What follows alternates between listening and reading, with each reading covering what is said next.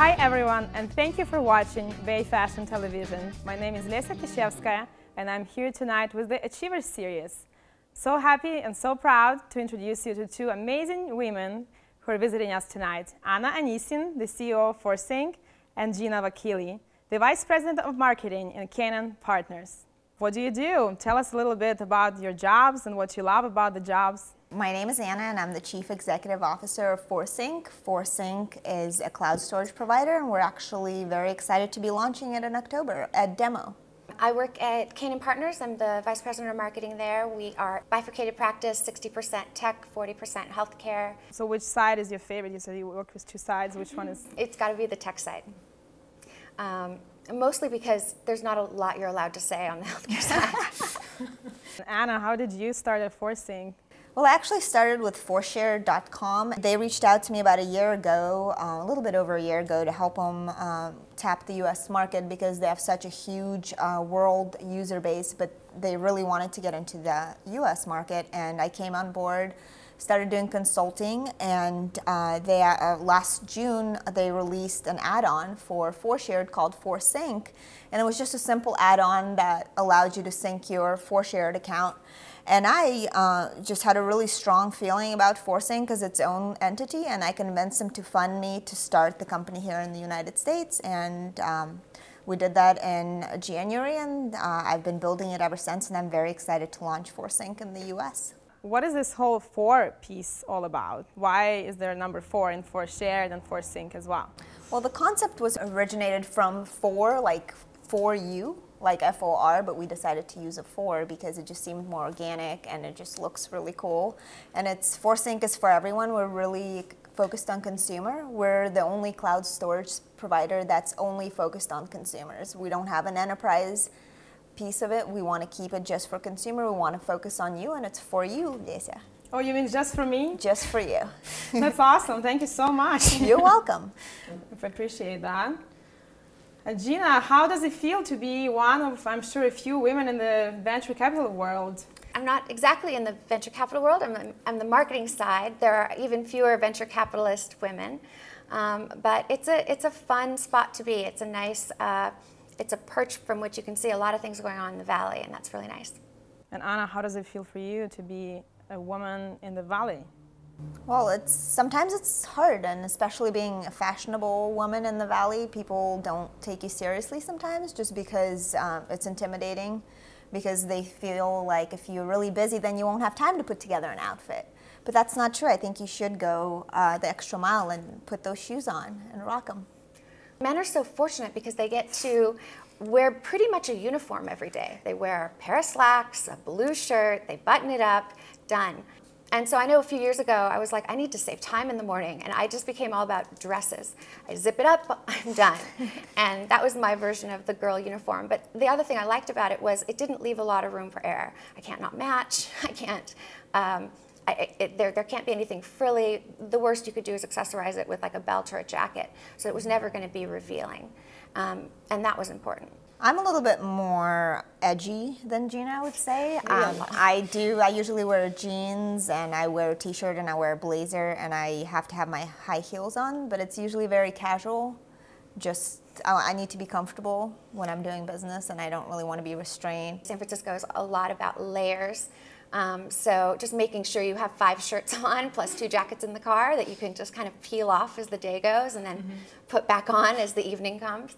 But I'm pretty basic, and she makes fun of me because I don't have a lot of color in my wardrobe. I like gray, I like black, I like brown. Turns out you can wear everything together and it's fine. So simplicity really is what I look for, and I think as long as the cut is nice. You mentioned the colors, and this summer was so colorful. Did you wear more colors this summer? I tried to. I bought an orange sweater. Great. And yeah, and it's tough for me. It's, and I think there's 2 theories about that. There's women who wear bright colors to show that they're powerful and to show up and really be present. And then there's those of us who like to sneak up on you. I actually just read an article that said that if you wear red, you're supposed to be more powerful as a businesswoman. So I do believe that, and I like to wear red. Either it's red lipstick, red shoes. I even drive a red car. I like to throw in a little bit of red in my life. And I definitely stick to the neutrals just like Gina, but I like to spice it up with my shoes, bright colored accessories. But once again, I like to keep it very simple. What's your favorite brand and why, Gina? I'm over brands. It very rarely, unless you have something handmade like the L&J custom couture that we have today, it's very rare that you find something that's well made. And the brand doesn't seem to really matter anymore. So it might be a very expensive shirt, but it's not particularly made better or cut terribly better. So for me, it really depends on the individual garment. Mm-hmm. You know, how does it fit? How does it lay? Does it have a sheen to it? And more about kind of the material and the weight and the texture. Because I think brands don't get it right every time. It's just a lazy person's way of saying, like, of course I'm fashionable. I'm wearing this designer brand. And sometimes you're wearing a designer brand and you look silly. So what is your favorite material? Gosh, that's tough. I think it's I can answer your question. It's cotton. She likes cotton. I love herringbone though. I love like kind of the old men's like British thicker. It all comes back to the uniform, right? It does, the uniform, yeah. Well, and I grew up with just my dad, so when you played dress up at my house, it was with like a men's coat and a belt. So I rock the houndstooth. Halloween is coming up in a couple of months. What are you going to wear? Do you have any ideas already? No, and if I don't figure it out soon, I'm going to be a pirate, right? That always works. If you don't plan early. I mean, I was thinking about the uniform, you know. Yes, there is a Halloween uniform. It's just basically your orange sweater. No. Well, it's cold out, so it's a lot of kind of black and leather, I think. By the way, everyone, tonight's wardrobe is sponsored by L&J Custom Couture, and all three of us are wearing jackets by this wonderful brand. Beautiful jackets. Yep, you ladies look amazing. L&J comes to your house, or you go visit her in her studio, and she designs every piece custom specifically according to your personality. So you'll see Anna, of course, has the fun jacket with a little bit more, it's a lot more hip, and I'm in my more conservative and classic style, which I'm comfortable with. And you look gorgeous in your piece, too. You do. Oh, I feel like myself, you know. The lining on the jackets and the detail that goes into them is spectacular. It is. It's really spectacular, and so it fits over a sheath dress or any one of my uniforms, and, or a kind of ties it in. Yeah. Yeah. Awesome. Well, Anna, now coming back to you, what is your favorite brand and why? Why do you love it? Well, I actually kind of can go with Gina that I don't really believe in brands, but I do have a few favorites. Like I like 7 jeans, and I like True Religion jeans, and I definitely like Louis Vuitton too, because it's just so classic and French. Mm-hmm. And I'm a big shoe fan, so I love Yves Saint Laurent's and Jimmy Choo's and all, Manolo Blahniks. I love all of them, and Brian Atwood. I could go on forever. Right.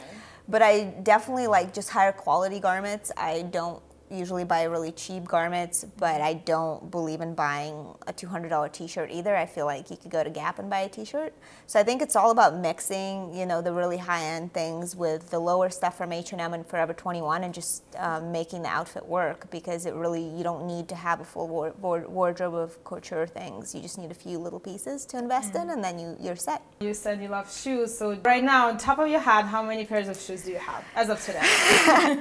Well, as you know, because you're a friend of mine, that I do collect shoes, and I have about 300 pairs, and I keep them in my office. And she has a room for them. I do have a room for my shoes, and I cherish them dearly, and I cherish it with my life. But still loans them out.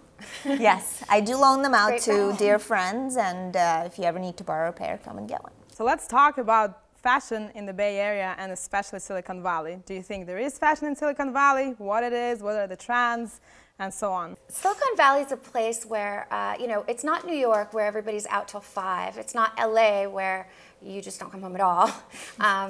it's kind of beautiful during the daytime and everybody's in bed early, and so there's very much of a comfort lifestyle here that's also extended by the startups allowing casual days every day. So I don't know that people, and then on top of that, you've got a really temperate climate here. So it's not like it's never snowing, it's never really hot, it's never humid. It's not all of those other places like New York that I love that have fantastic fashion. You just don't need the same number of things, and except for those layers. And so, I don't know that I would say there's fashion here. I think there are a lot of happy people who are comfortable getting a lot done. New York is my favorite city to go, and I actually dress very differently there.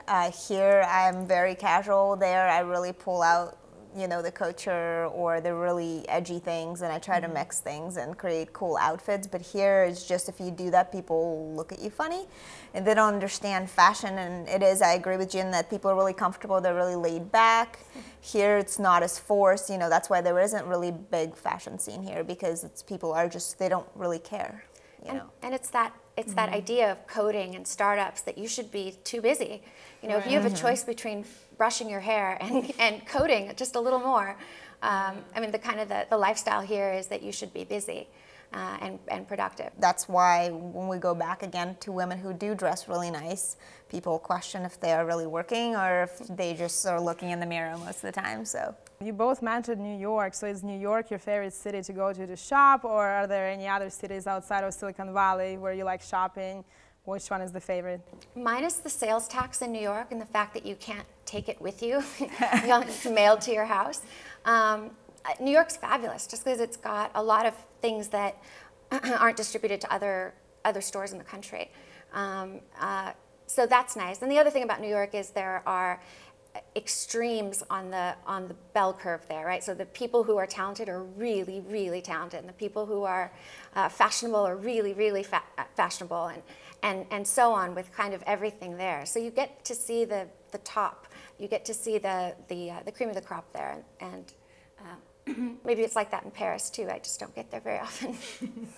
What about you, Anna? Yeah, no, I definitely like New York. I do quite a bit of shopping there. I also love shopping in Florence for shoes. I actually go to Florence to buy shoes, believe it or not, because I know all the secret spots there, and they have great leather, and it's really affordable. And also I shop online a lot, so I think with all these websites like Gilt and Ideally and all the sample sale sites, it's very easy to have access to everything now. Even if you're not in New York, you could go on a website and you could buy whatever you want. So I really take advantage of those things and get the pieces, one-of-a-kind pieces online too. Ladies, is there one woman either in tech space or politics or somebody famous who you identify yourself with when you dress up, or somebody who inspires you? There isn't one particular celebrity or politician that I aspire to be like, but I am very influenced by my grandmother, who is always fashionable. I grew up in Moscow, and she took me to the best museums, best fashion places. She bought me my first Louis Vuitton purse. So she loved shoes, and her and I go shopping still, and that's who my role model is for my style. I tend to really like the classic Audrey Hepburn style, things that are just a really nice cut with a really nice fabric and simple, so that that it's not distracting in any way. It's just a nice cut. So that tends to be more the stuff that I like is simple and classic, and it's easier to blend in that way. Ladies, thank you so much for answering all those tough questions. And now we'll play a little game.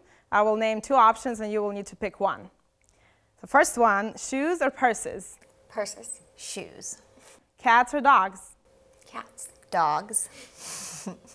Forcing or Dropbox? Forcing all the way. Absolutely.